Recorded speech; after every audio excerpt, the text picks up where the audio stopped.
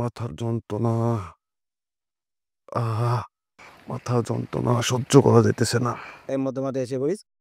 আর হ্যাঁ ভাই, এরকম মাথায় হাতে কই যেতেছেন, অসুস্থ নাকি? মাথায় এমন পরিমাণ ব্যথা, আমি সহ্য করতে পারতেছি না, এমন পরিমাণ ব্যথা। হঠাৎ করে এত মাথা ব্যথা ভাই?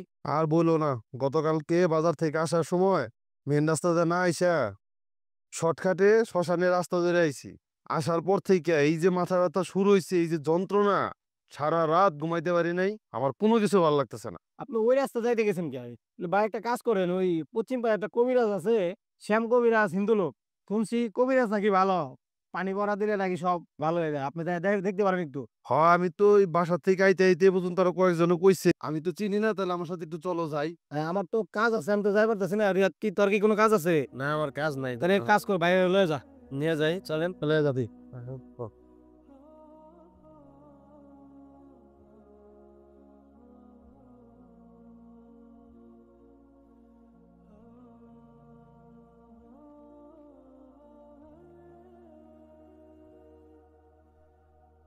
আসসালামু আলাইকুম। ওয়ালাইকুম আসসালাম রহমতুল্লাহি ওয়া বারাকাতুহু। শাহিন, কোথায় গেছিলাম? হাতে পানির বোতল। হুজুর, গতকালকে থেকে মাথা ব্যথা।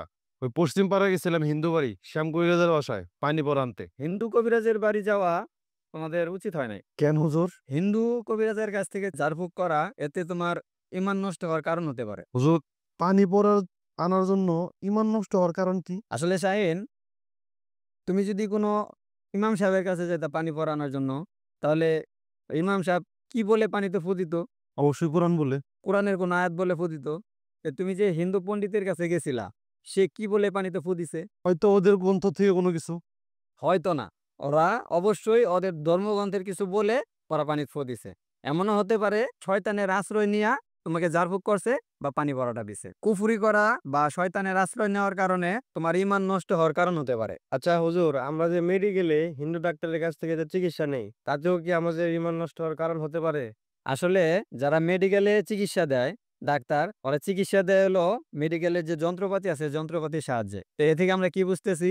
মেডিকেলের যে চিকিৎসা, ডাক্তারের চিকিৎসা আর কবিরাজি চিকিৎসা, এই দুইটা সম্পূর্ণ আলাদা। অতএব আমরা মেডিকেলের যে হিন্দু ডাক্তার আছে তাদের কাছ থেকে চিকিৎসা নিতে পারবো, কিন্তু হিন্দু কবিরাজ বা হিন্দু পণ্ডিত তাদের কাছে আমরা নিজেরা চিকিৎসার জন্য যেতে পারবো না। এতে আমাদের ঈমান নষ্ট হওয়ার অনেক বড় একটা কারণ হতে পারে। তাহলে তো হুজুর, অনেক লোক আছে যারা হিন্দু পণ্ডিত কিংবা কবিরাজের কাছ থেকে চিকিৎসা নেয়। আসলে অনেকেই জানে, অনেকেই জানে না, অনেকেই মানে, অনেকেই মানে না। আচ্ছা হুজুর, তাহলে ততদিন বুঝি নাই, আজ থেকে আমরা কোনোদিন যাব না। আর চেষ্টা করব যাতে আর কোনো সময় কেউ না যায়, তাদেরকে সচেতন করার জন্য।